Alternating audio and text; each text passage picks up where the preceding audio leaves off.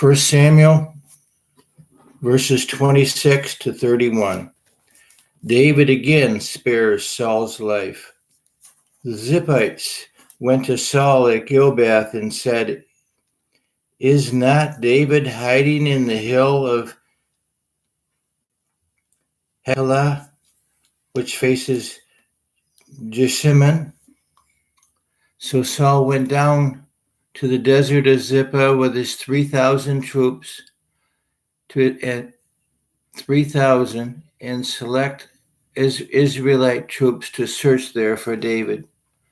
Saul made his camp beside the road on the hill of Hachilah, facing Jeshimon, and David stayed in the wilderness. When he saw that Saul had followed him there, he sent out scouts and learned that Saul had definitely arrived. And then David set out and went to the place where Saul had camped. And he saw there Saul and Abner, son of Ner, the commander of the army, and he had laid down. Saul was lying inside the camp with the army encamped around him. David then asked Ahimelech and the Hittite and Abishai, son of Zeruiah, Joab's brother, "Who will go down into the camp with me to Saul?" "I will go with you," said Abishai.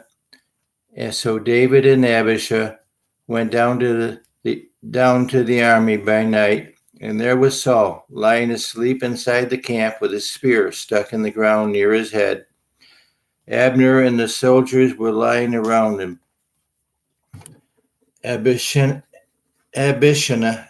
said to David, "Today God has delivered your enemy into your hands. Now let me pin him to the ground with one thrust of the spear. I won't strike him twice." But David said to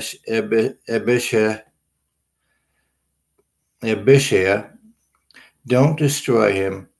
Who can lay a hand on the Lord's anointed and be guiltless?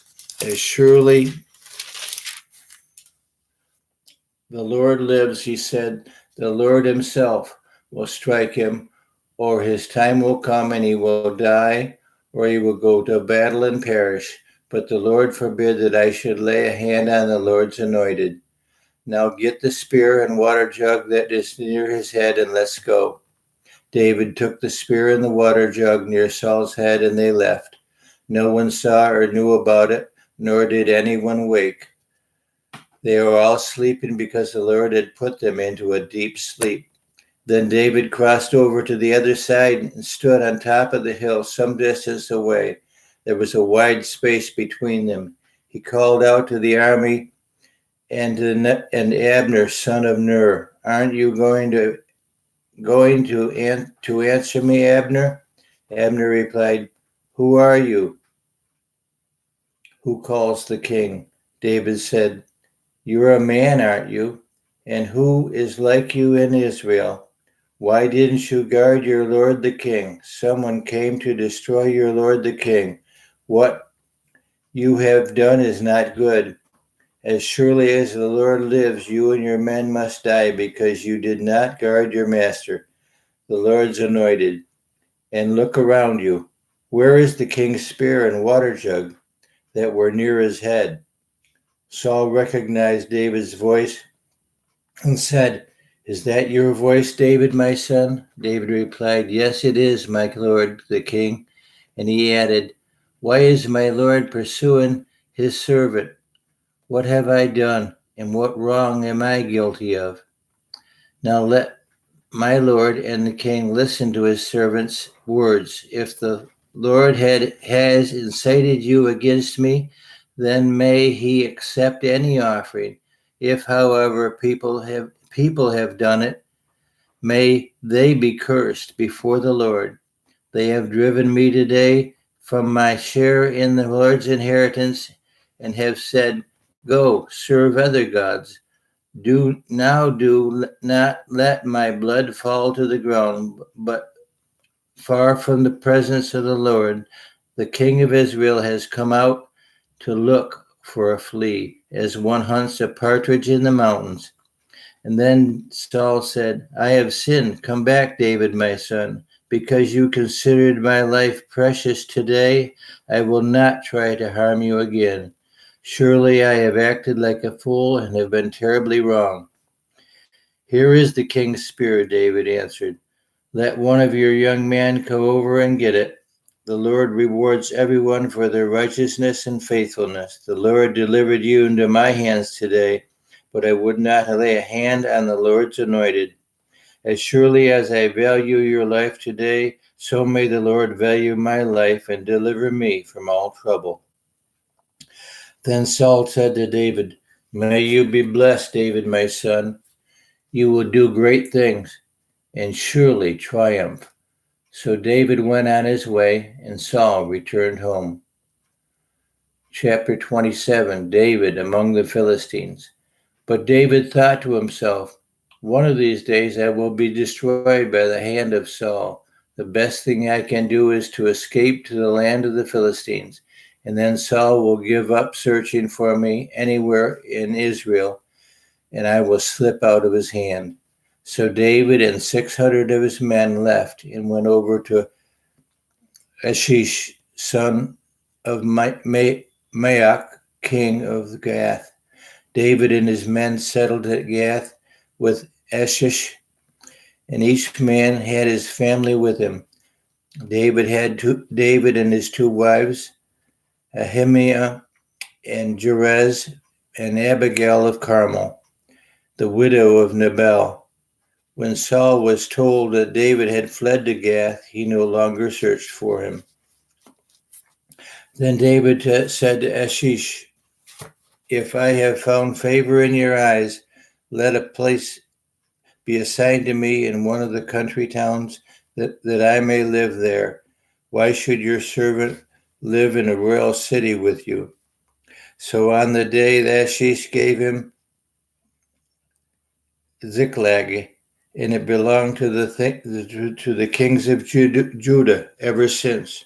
David lived in the Philistine territory 1 year and 4 months.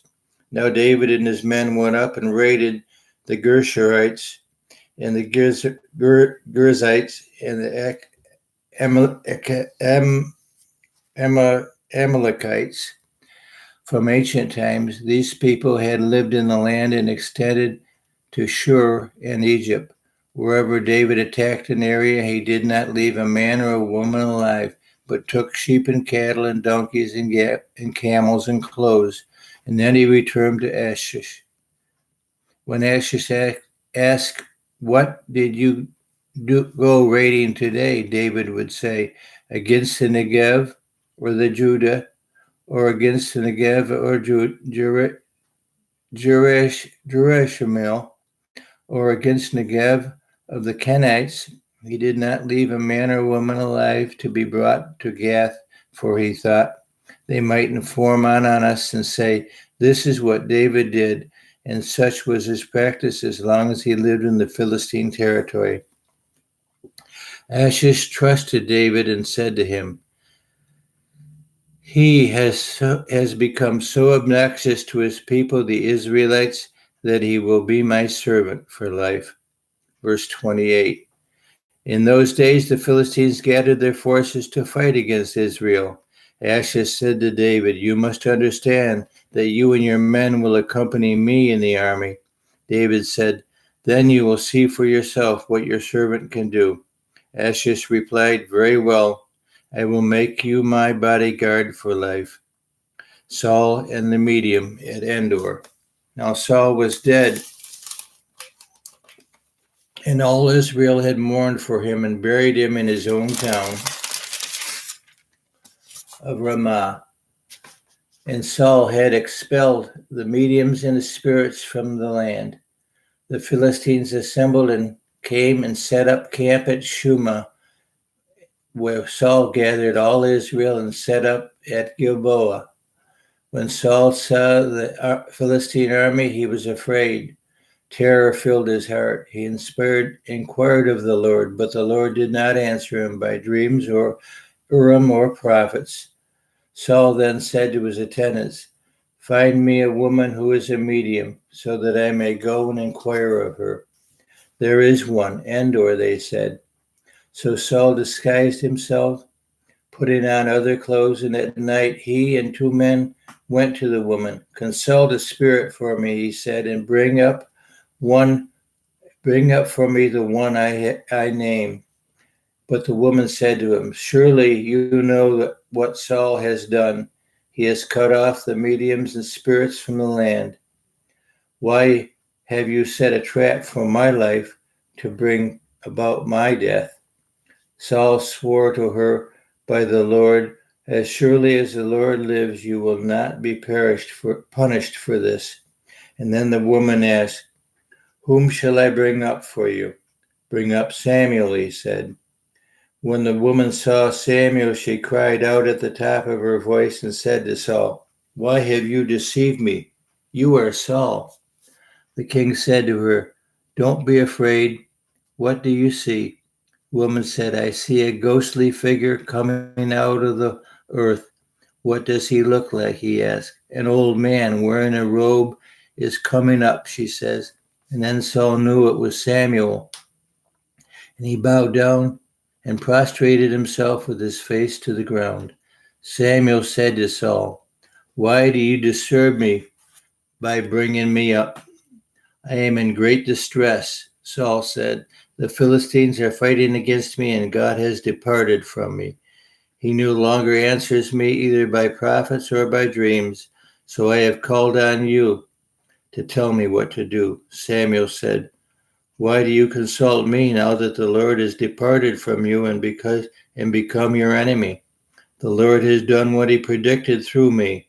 The Lord has torn the kingdom out of your hands and given it to one of your neighbors, to David, because you did not obey the Lord or carry out his fierce wrath against the Achamoletes. The Lord had done this to you today. The Lord will deliver both Israel and you into the hands of the Philistines, and tomorrow you and your sons will be with me. The Lord will also give the army of Israel into the hands of the Philistines. Immediately Saul fell full length on the ground, and filled with fear because of Samuel's words, his strength was gone, for he had eaten nothing all that day and all that night. When the woman came to Saul and saw that he was greatly shaken, she said, look, your servant has obeyed you. I took my life in my hands and did what you told me to do. Now please listen to your servant and let me give you some food so that you may eat and have strength and go on your way. He refused and said, I will not eat. But his men joined the woman, and in urging, he listened to them. And he got up from the ground and sat on a couch. A woman had fattened a calf at the house, which she butchered at once, and she took some flour and kneaded it and baked bread without yeast. And then she set it before Saul and his men, and they ate. That same night they got up and left. Achish sends David back to Ziklag. The Philistines gathered all their forces at Aphek, and Israel camped by the spring at Jerez. As the Philistine leaders marched with their units of hundreds and thousands, David and his men were marching at the rear with Achish. The commanders of the Philistines asked, what about these Hebrews? Achish replied, is this not David, who was an officer of Saul, king of Israel? He has already been with me for over a year, and from the day he left Saul until now, I have found no fault in him. But the Philistine commanders were angry with Achish and said, send the man back that he may return to the place you assigned him. He must not go with us into the battle, or he will turn against us during the fighting. How better could he regain his master's favor than by taking the heads of our own men? Isn't they sang about in their dances? Saul has slain his thousands and David his tens of thousands. So Achish called David and said to him, As surely as the Lord lives, you have been reliable, and I would be pleased to have you serve with me in the army. From this day you came to me until today I have found no fault in you, but the rulers do not approve of you. Now turn back and go in peace, and do nothing to displease the Philistine rulers.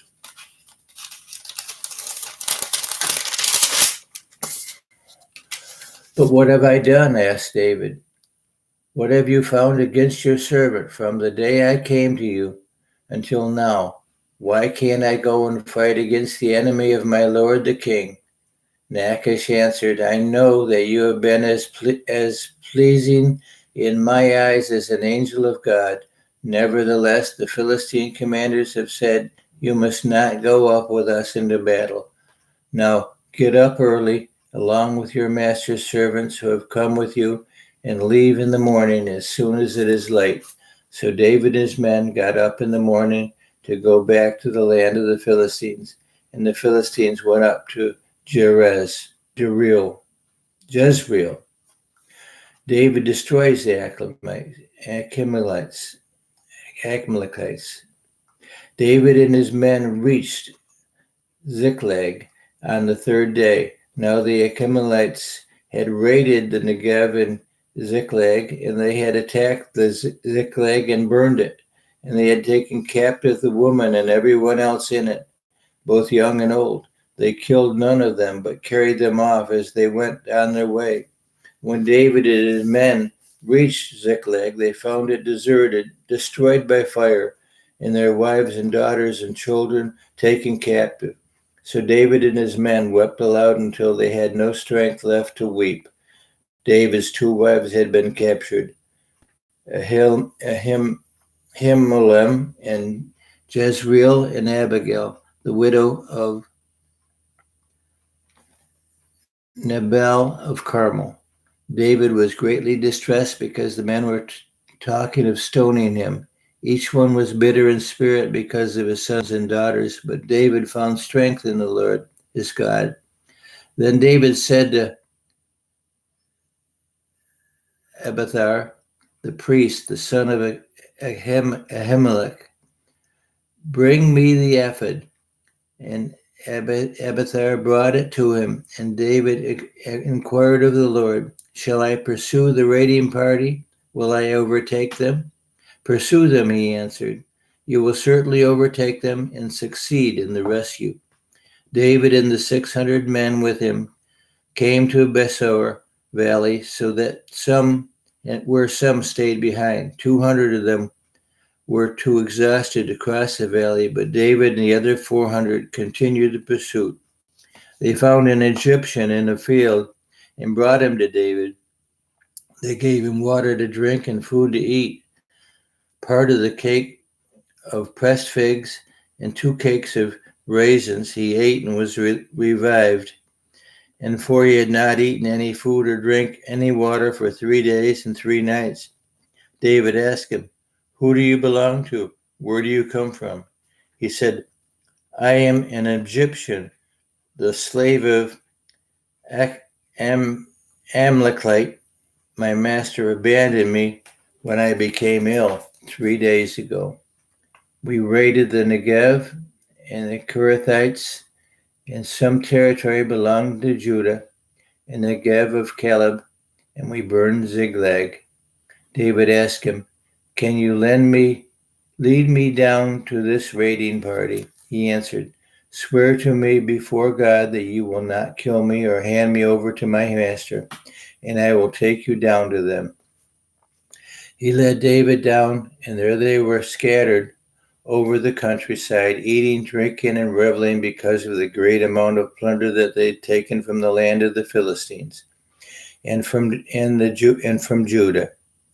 David fought them from dusk until the evening of the next day, and none of them got away except 400 young men who rode off on camels and fled. David recovered everything the Amalekites had taken, including his 2 wives. Nothing was missing, young or old, boy or girl, plunder or anything else they had taken. David brought everything back. He took all the flocks and herds and his men drove them ahead of the other livestock, saying, "This is David's plunder." Then David came to the 200 men who had been too exhausted to follow him, and who were left behind at the Besor valley. They came out to meet David and the men with him. As David and his men approached, he asked them how they were. But all the evil men and troublemakers among David's followers said, "Because they did not go out with us, they will not share with them the plunder we recovered. However, each man may take his wife and children and go." David replied, "No, my brothers, you must not do it with what the Lord has given us. He has protected us and delivered into our hands the raiding party that came against us. Who will listen to what you say? The share of the men who stayed with the supplies is to be the same as that who went down to the battle. All will share alike." David made this a statute and ordinance for Israel from that day to this. Now David reached Ziklag, and he sent some of the plunder to the elders of Judah, who were with his friends, saying, "Here is a gift for you from the plunder of the Lord's enemies." David sent it to those who were in Bethel, Ramoth, Negev, and Jatar, and those from Aor, Simoth, and Estima, and Rechel, to those in the towns of the Jerahmeelites and the Kenites, and those in Hormon, Bor Eshan, Eka, and Hebron, and those in all of the other places where he and his men had roamed.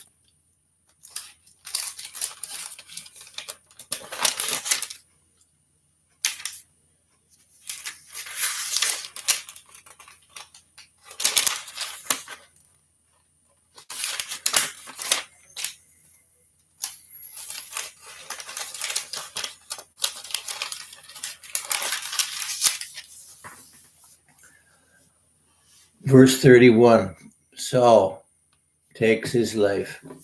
Now the Philistines fought against Israel, and Israelites fled before them, and many fell dead at Mount Gilboa.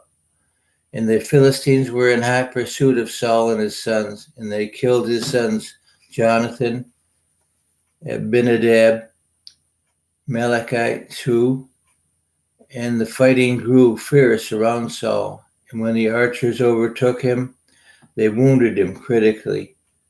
Saul said to his armor-bearer, "Draw your sword and run me through, or these uncircumcised fellows will come and run me through and abuse me." But his armor-bearer was terrified and would not do it. So Saul took his own sword and fell on it. When the armor-bearer saw that Saul was dead, he too fell on his sword and died with him. So Saul and his 3 sons and his armor-bearer and all his men died together that same day. When the Israelites along the valley and across the Jordan saw that the Israel army had fled and that Saul and his sons had died, they abandoned their towns and fled, and the Philistines came and occupied them. The next day, when the Philistines came to strip the dead, they found Saul and his 3 sons fallen on Mount Gilboa, and they cut off his head and stripped off his armor, and they sent messengers throughout the land of the Philistines to proclaim the news in the temple of their idols and among their people. They put his armor in the temple of Ashtoreth and fastened his body to the wall of Beth-Shan. And when the people of Jabez Gilead heard what the Philistines had done to Saul, all of their valiant men marched through the night to Beth-Shan. They took down the body of Saul and his sons from the wall of Beth-Shan and went to Jabez, where they burned them. And they took their bones and buried them under the tamarisk tree at Jabesh, and they fasted 7 days. This is the word of the Lord. Thanks be to God.